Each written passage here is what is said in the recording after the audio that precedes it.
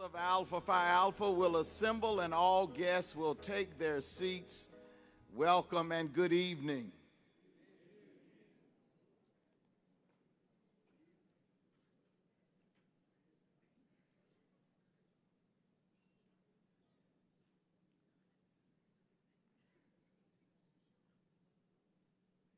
On behalf of Alpha Phi Alpha fraternity, as General President, it is my honor to welcome you to the 113th anniversary and 95th anniversary of the General Organization of Alpha Phi Alpha fraternity. Give yourselves a round of applause. Give yourselves a round of applause. It's a wonderful night. Tonight's theme is All Politics is Local.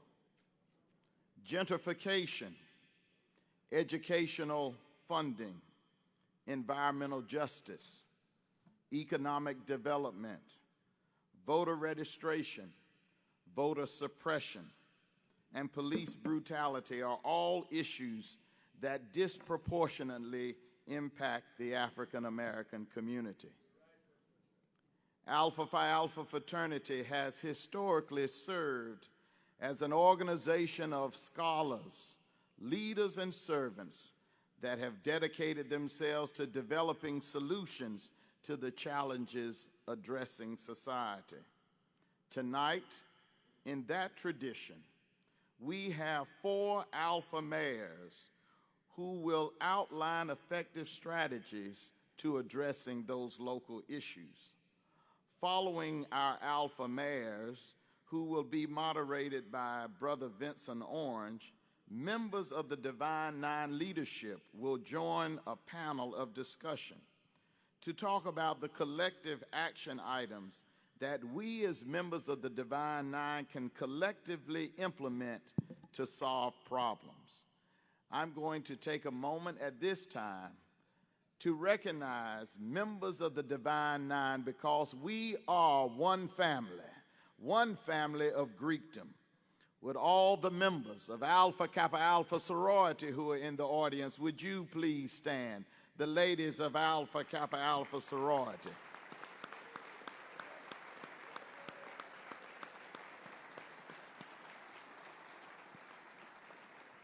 Would all the ladies of Delta Sigma Theta sorority in the audience, would you please stand?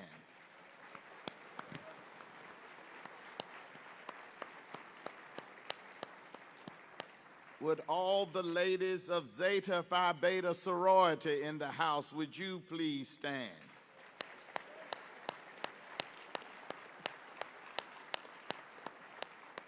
Would all the ladies of Sigma Gamma Rho sorority in the audience, would you please stand and be recognized?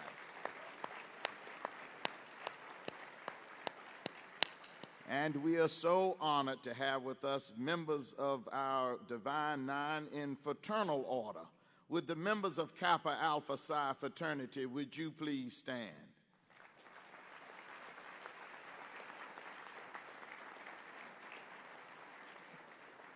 Would the members of Omega Psi Phi please stand? Omega Psi Phi fraternity, would you please stand? Would members of Phi Beta Sigma fraternity, would you please stand and be recognized?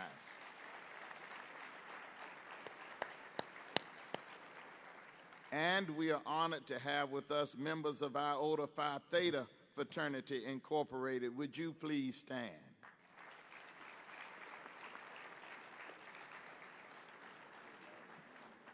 And I am especially honored tonight to have 2 of my colleagues who serve as presidents of their respective organizations, who also serve on the President's Council, the Council of Presidents of all of the Divine Nine. First, we are very honored to have with us our good sister in Greekdom, the Supreme President of Zeta Phi Beta Sorority Incorporated, Valerie Hollingsworth Baker. Please stand. The International President of Zeta Phi Beta Sorority. And we also have with us the Grand Polemarch of Kappa Alpha Psi fraternity, my good friend, Brother Thomas Battles, Jr. Would you please stand and recognize our colleagues? And now it is my pleasure to welcome to the podium one of the chief sponsors of this event. We are so honored to have with us Dr. Vincent Orange and his lovely wife,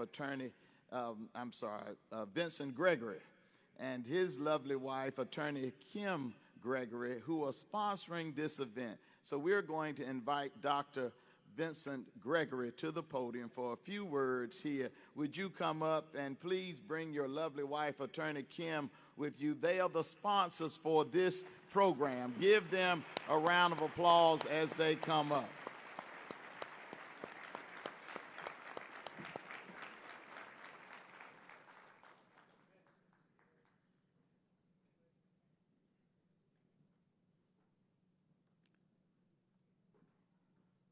Dr. Vincent is a member of Alpha Phi Alpha fraternity, and his wife, attorney Kim, is a member of Alpha Kappa Alpha sorority. Thank you so much. Thank you. Good evening. It is a joy to sponsor this event and to partner with my wife, Kim, both in our consulting practice but in our law practice. Our children have never seen me practice law, so when I moved back to practicing, they said, "Dad, do you know how to practice law?" They said, "We know Mom does, but we ain't sure about you." But it's truly a joy to be here. And what an appropriate theme. Silence is not an option. My consistent theme during this turbulent time is that we, as a community, have to do at least three things. We have to stay woke, we have to stay unapologetically black, and we have to stay faithful. And through general conventions like this, through this partnership, we know that through collective action, we can accomplish all. Thank you all very much.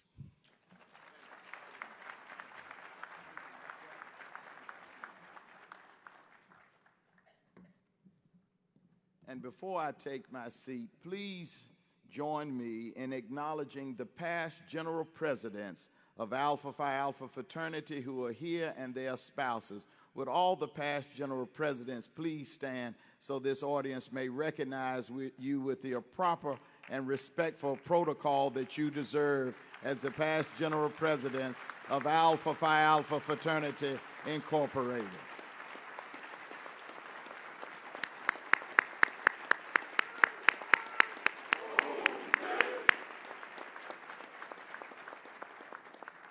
And we also are very honored to have my colleagues, members of the board of directors of Alpha Phi Alpha fraternity, who are here this evening. Would all members of the board of directors of Alpha Phi Alpha, along with your spouses, if they are here with you, would you please stand so that the board of directors may be respectfully acknowledged here today?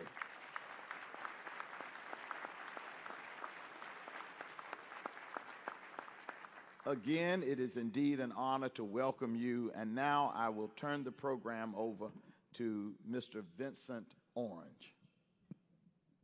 Thank you very much, General President. Good evening to everyone. My name is Vincent Orange. I'm the President and CEO of the District of Columbia Chamber of Commerce in Washington, D.C. It is definitely an honor and a privilege to be here this evening for the Alpha Phi Alpha Fraternity Incorporated 95th General Convention, the 113th anniversary, and we are here tonight. We are Alpha Advocacy in Action. And General President, as you've told us all year long, silence is not an option. So tonight, we're going to talk about politics. And all politics are local. And we have the distinct honor of having 4 distinguished men of black and gold in our midst tonight that happen to be mayors of major cities throughout the United States of America. It is my honor to introduce Brother Randolph Woodfin, who is the mayor of Birmingham, Alabama. He was initiated in Alpha Rho chapter at Morehouse College, where he earned a Bachelor of Science in Political Science, and he's also an attorney, where he graduated from Cumberland School of Law. And in his bio, it states that he believes in putting people first. And he learned that by working in a grocery store, I believe, putting people first. We're also honored to have with us Brother Frank Scott Jr. He's the mayor of Little Rock, Arkansas. Not only is the mayor of Little Rock, Arkansas, he is the first black mayor of Little Rock, Arkansas. He was initiated into Kappa Eta chapter, and he has a bachelor's in business administration and a master's in strategic management. We're also pleased to have with us this evening Brother Wayne Masson, mayor of Miramar, Florida. He is also the first black mayor of his city, having been initiated at Iota Delta chapter. And ladies and gentlemen, he is a candidate for President of the United States of America.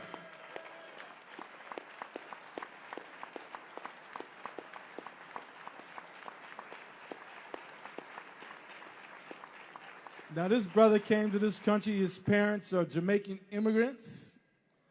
He has a bachelor's in management information systems, a bachelor's in construction management, and get this, starting wide receiver for Florida State University for the 1993 national champion football team. Brother Wayne Masson's in the house. And finally, last but not least, Brother Cedric Williams. He's the mayor of Forest City, Arkansas.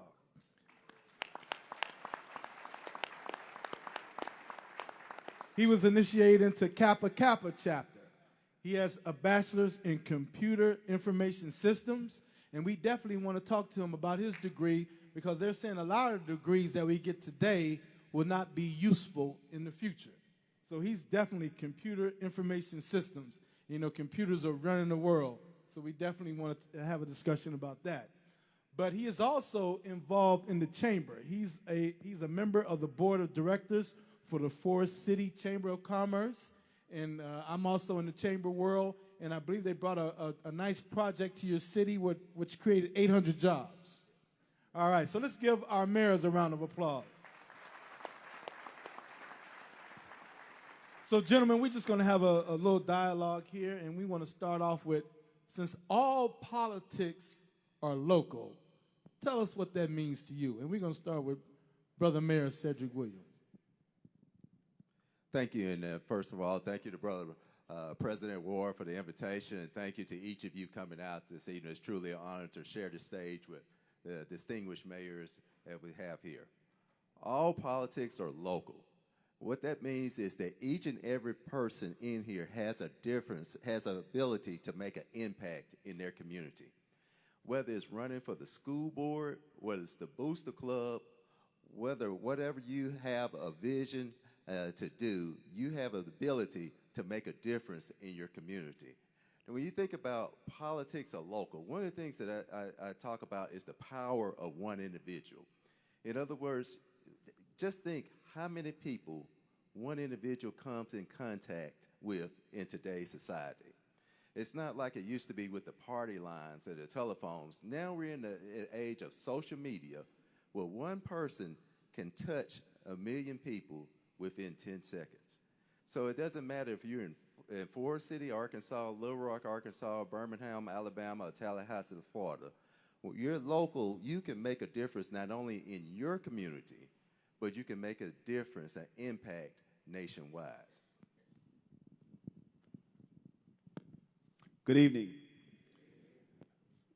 What this question means to me, I really take it personal. I think each of us have to take personal ownership in terms of how we want to see our community, how we want to define our community, and how we want to move our community forward. It is imperative for each of us to understand and know that not only must I have skin in the game, I must also be able to empower others so that they are also engaged. Especially us as a community, as a black community, where this country has evolved from us being enslaved to where we are right now. And we have to be personally committed to ensure that the future of our local communities represent our values, represents opportunities. And for those of you who may be thinking about running for office, that you move beyond thinking from running for office to getting engaged, as well as positioning yourself so that you can be the community leader, whether it's an administrator or a policymaker, to ensure that your current community and the community moving forward represents your values and an environment so that we as a people can be successful. Good evening, brothers of Alpha and our guests. I want to thank Brother President for allowing me the opportunity to be before you all this evening. All politics are local. I don't think that's just a theme for this convention in this forum. I believe every day in our walks of life, what we've realized as mayors is that if you want to get something done, you have to do it at the local level. Many of us in this room are disenfranchised what we see in D.C. at the national level, and there are big issues there, dealing with infrastructure, dealing with poverty, education, and you run and name the issue. It exists at the national level, and it hasn't necessarily been addressed the way we want it to. You come on down to the gubernatorial level and dealing with our governors, it doesn't necessarily get done at the state level either. But when you're in our position as mayors, you actually have the opportunity, outside of being responsible for picking up trash and paving streets and dealing with small businesses, to effect change at a fundamental level as it relates to people's lives. And so all those issues at the national level, engaging in solving poverty, how to address education in the urban community, focusing on infrastructure, which we know at the national level is pretty messed up. And you name an issue, we're in a position as mayors, through policy at a local level and through our executive positions, to actually affect change. And so more times than not, people at the local level pass up voting for our mayors, but they stay tuned in to what's happening at the national level. But all of those issues affect them at home at the local level as well. And so it's incumbent upon us as mayors to find ways to empower our local residents to engage at the local level, because it affects them too. Well, first and foremost, just want to share my appreciation to Brother General President and the entire board for this invitation to have this opportunity to share our collective voices. The theme, silence is not an option. And when you understand that politics are local, you understand that our individual voices truly do matter at a local level, all the way from cultivating to the national level. And so many times we get caught up in the social media news, we get caught up in the CNN, the MSNBCs, and when we see Eric Garner, when we see a Philando Castile, those particular national issues can be remedied quickly and swiftly from a local perspective. We all have the responsibility to address public policy issues that affect our communities as best as possible. And so when you see issues with the abuse of no-knock warrants, when you see issues with the lack of an understanding of de-escalation tactics and implicit biases, we have the responsibility to address those issues. But it's also to understand from a real-world level that our true job is really just to catch the robbers, pick up the trash, and put out the fires. And anything else we do, that's because we love the people. But when you understand that politics are local, that we are met with issues when we go to the barbershop, when we go to the grocery store, and we have to listen to our constituents, which are all of you, and how do we truly effectuate change to advance ourselves and our communities as we move forward. And so we can never lose sight of that. So what we want to take this opportunity is to understand the type of power that you have by your voice. Because if we get a phone call from 1 or 2 people, we're going to quickly make a decision to address those issues based on that voice. And so as we cultivate our power and our voices, please use it, because it truly does matter. Now, Brother Mayors, we're going to stay on this topic for just a moment as we build up on all politics are local. I had the opportunity to serve as the Democratic National Committee man for Washington, D.C. under President Barack Obama. And as you know, his background was community organization. So let's talk a little bit about civic engagement. What does it mean to get involved in your advisory neighborhood commissions, to get involved in your civic associations, in your citizens associations, where a lot of that organization takes place at the extremely local levels, at the PTAs, with the schools, with parents? You want to dwell on that a little bit? Brother Scott, we're going to start with you and come back. Well, I think, again, it goes back to understanding your community. In Little Rock, Arkansas, we have 185 neighborhood associations. Some range from 4 or 5 individuals to 75 to 100 individuals who are faithfully committed to their respective neighborhoods, and everybody wants their concern to be addressed. And so what we have to understand is listening to those neighborhoods, the diversity of our individual cities, and understanding that there's value in that diversity, but we have to be intentional in our interactions, be intentional in our relationships to make certain that we truly cultivate some type of unity within our own cities. And many times, if that's not addressed, we see negative implications to policies, because when we set this dinner table of policy, you know, we have all these. We were talking earlier today. Mayor Woodfin stole my airport director. I want to add, he's Mayor Ron Mathieu. Oh, airport director Ron Mathieu is an Alpha brother as well. But he appointed all of his airport directors who made that decision. But you have to understand who's sitting at that table, what kind of lived experiences that they have, so we can effectuate good policy. I think for us, many times people believe that once you vote, you can check out, that your civic duty stops after you vote. The truth is, your civic duty only starts when you vote. There's a lot of work to be done post-voting. And it's not just holding your elected officials, your mayor, your city council, your school board members, and any other elected officials at the local level accountable, but it's also helping, empowering, pushing them, and being involved yourself. I'm from an area where there's metro area, 1.3 million people, city limits 212,000, a city of 23 communities and 99 neighborhoods. But among that, when you break that down, what's happening at the individual neighborhood, on that street, on that block for those residents? Everybody's issues vary, but a lot of the issues are very similar as well. And what I've found is, in order to set level expectations, you have to address people where they are. And you have to over-communicate and continue to share the same thing. So what we've done is expose everyday residents to City Hall. We've opened City Hall up, not just through our social media, not just through our city's website, but we've also created a program called ACE, a Citizens Experience. And what that is allowing everyday people who live in our city to sign up for a 6-week program where they can learn the ins and outs of how their local government works for them. And so whether it's how the picking up trash process works, or how the municipal budget process works, or what's policing at every level, from the captain to the lieutenant all the way down to the beat officer in their neighborhood, residents are exposed to every level of municipal government. And when they walk away those 6 weeks, they have a better understanding of their role in being civically involved in their neighborhood and in their city. Civic engagement is all about empowering people. You empower people by educating them, making them informed about how government works. Personally, I'm in the city of Miramar. We are in a metropolitan area of 5 million people, sitting right between Miami and Fort Lauderdale as a suburban community.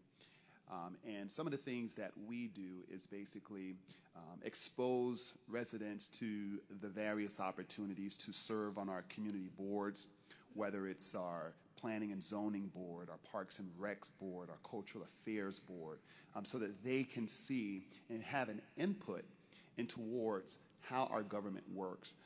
One of the great programs that we have is the Citizens Police Academy program, where they get ingrained into our police department to see the day in the life of law enforcement. Another opportunity is to get involved in our budget process. You know, in our nearly $500 million budget that's coming up at the end of September, so that residents can see exactly where their tax dollars are going and what voices that they can have. And I think more importantly, as mayors, it's important for us to identify new leadership that is coming up, to strategically put them in place so that they can be prepared to take our places once our terms are up and we decide to move on. So as you, as residents in your own respective communities, as Brother Mayor was stating, once you vote, that's only the beginning. You have to get involved, because when things do not go the way that you want to see them happen in your communities, you have to not be only in a position to complain, but take that complaint to action, because you know exactly how government works. You know exactly how to affect change. And when you do call on your elected officials, many of you may not know to call. When you call on that councilman or that commissioner or that alderman, trust me, they hear you. If they don't hear you the first time, call and speak louder, because the last thing that, as an elected official, you do not want to be viewed as unresponsive in your community. So trust me, you have more power than you may know. So civic engagement involves empowerment, and you're empowered by having the knowledge and the understanding of how your local community works. Absolutely. Civic engagement truly begins after the election. And as mayors, we have the power to make sure that our citizens stay involved and engaged. You have to set up, I'm a big believer, I say, in the bus theory. And when you have a bus theory, you have a school bus, you have one driver of that bus, but you have many seats on that bus. So it's my job to find the right seat for that bus to move forward in a successful manner. The way you do that is by staying engaged with your citizens, by building relationships with them. I still live in a rural community where people listen to the morning talk show, they read the newspaper, but also they're on social media. So it's a means, as far as me as a mayor, to reach the citizens where they are, either on the talk show, having call-ins and answering questions about picking up the trash, or having town hall meetings about which roads need to be paved or be putting out fires. But you have to stay engaged with your citizens and open the lines of communication and meet them where they are. While you build the relationships, but also empower them within their particular organizations to make a difference in your entire community. Whether it's the Rotary organization, whether it's your local fraternities or sororities, when you have different projects, understand that you're called on to be part of that project to where you can make a difference in that community. But again, also being there and being able to react and listen to your citizens to make a difference. And once you show that on the local level, when you talk about politics or local, we're able to react in a quick manner with our citizens when they're engaged in the process. Great. Now, Brother Woodfin, I understand that you're the former president of your Board of Education. Brother Scott, you are a first-generation graduate of college, I believe. And Brother Manson, you're also a first-generation graduate of college. In fact, I believe your parents had fifth-grade education, and my parents had sixth-grade education. I'm first generation as well. But it's all about opportunities, and the key to life is education.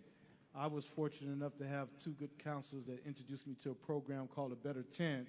And when I was 14, went away to boarding school, was able to get 4 degrees. Now I'm an attorney and a CPA, have an LLM in tax. But it all started with someone giving you that opportunity through education. So let's talk a little bit about education. In particular, let's look at early childhood education.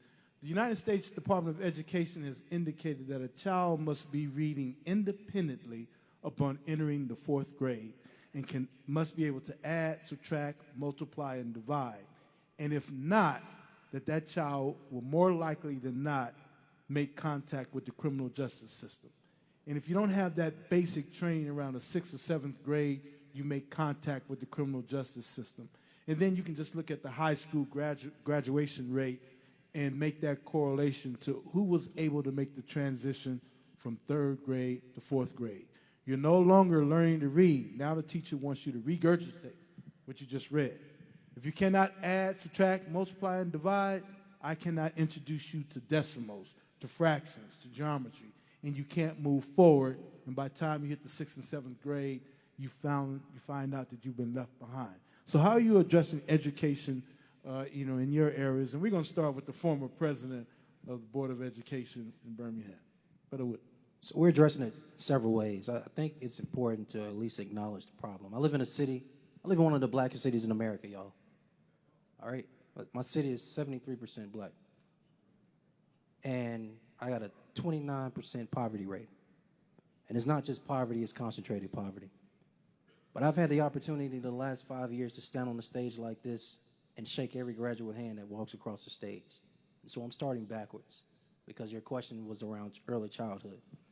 But I've often had a chance at a bottleneck of that line when they're walking across the stage to engage a young person, what are they doing next? And a lot of their answer depends on opportunities or lack thereof based on what happened in early childhood. And so for us, when I acknowledge that I have the 16th highest unemployment youth rate in the United States of America, I'm telling you, brothers of Alpha, there is nothing more important for a mayor in any of our cities than to invest in education. Nothing more important. Because anything we want to see around reducing poverty, reducing crime, increasing employment opportunities, all falls on how we're investing in our youngest generation. And so we're doing it twofold. One is I believe that the room we're sitting in, if we look at it as we're building a home, we spend a lot of resources in building my right, your left, K through 5th, 6th through 8th, 9th through 12th, this ceiling, but the foundation of a home is this floor this we're sitting on. And for me, that translates to birth through 5 years of age. What are we doing prior to them actually entering our school systems? And that's where we as adults, in my opinion, are failing. And if we look to just our parents alone, in a city where I have 30% poverty rate, we're not necessarily going to get what we need. So how do we in the local government, our civic organizations, our for-profit, our business community support early childhood? And that focus has been on early childhood related to birth through 3 years of age, looking at and engaging national philanthropic organizations, local philanthropic organizations to say, how do we expose our parents to better engage, for them to engage their child prior to them entering school? We believe that's going to have a higher return on making sure, at a minimum, our children at grade level, the ability to understand the concepts of numbers and words when they actually enter kindergarten. The more investments we make in birth through 5 years of age for any of our cities and any of our school systems, that is where we're going to see our biggest return. Brother Scott? Well, I think Mayor Woodfin has clearly shared and identified the problem and definitely the solutions and every evolving issue for all of our cities, all of our states across the nation, that we clearly have to make those investments into education.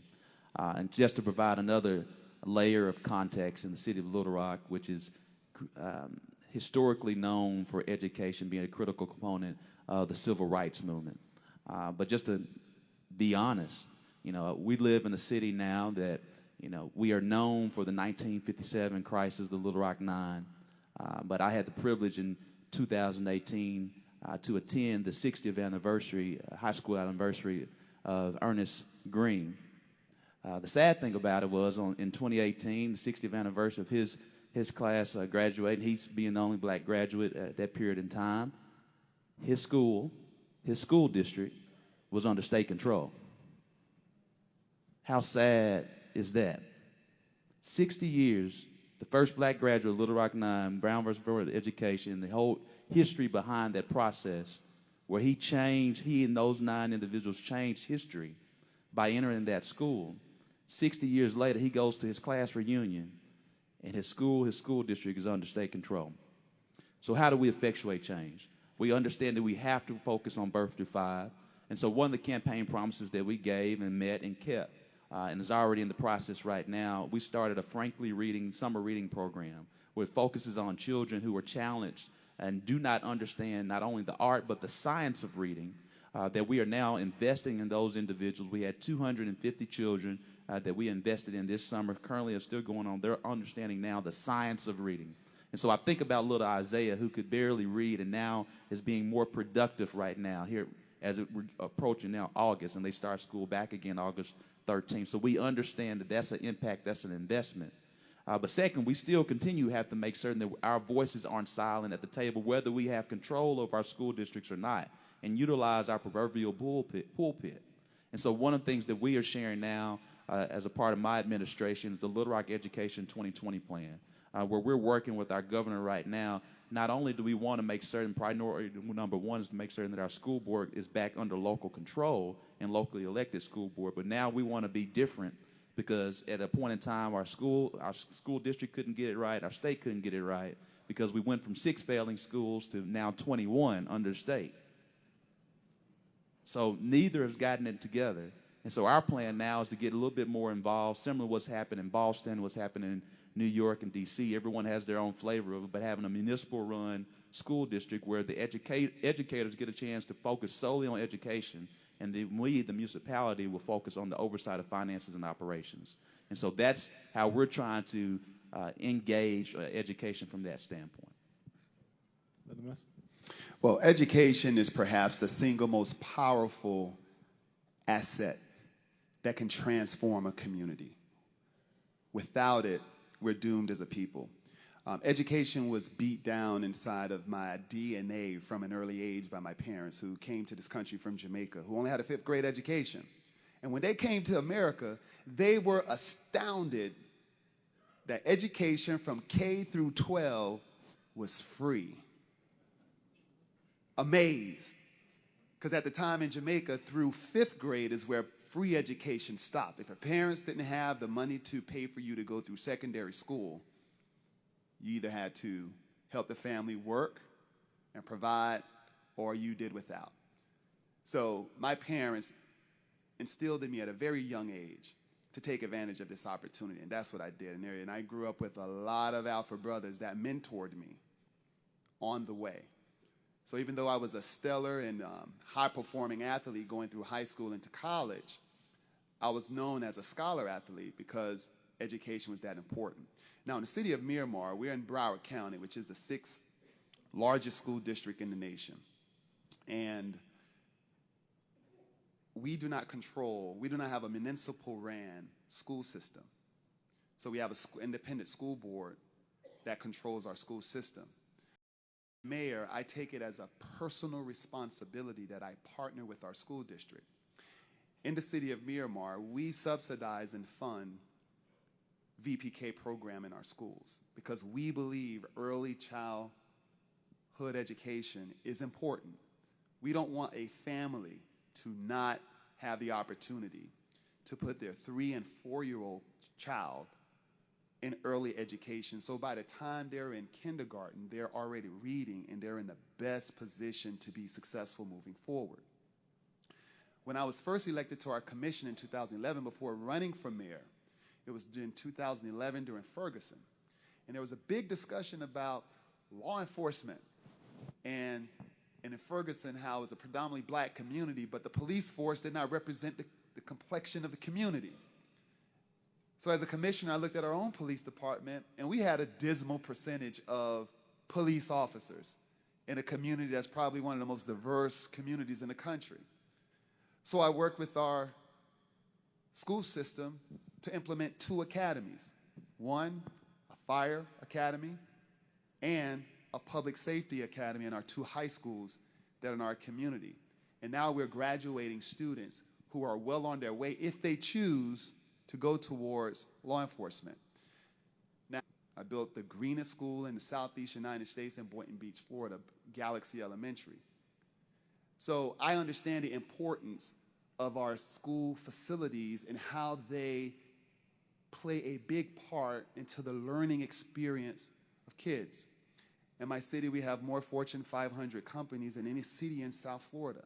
That includes Miami, Fort Lauderdale, and West Palm Beach.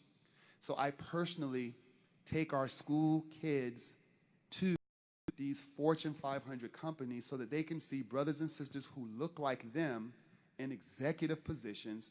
So it goes beyond just the academic experience to transfer into why you're in school, why it's important that you're learning, so that you can become an executive or you can become a producer, or an entrepreneur to start your own business.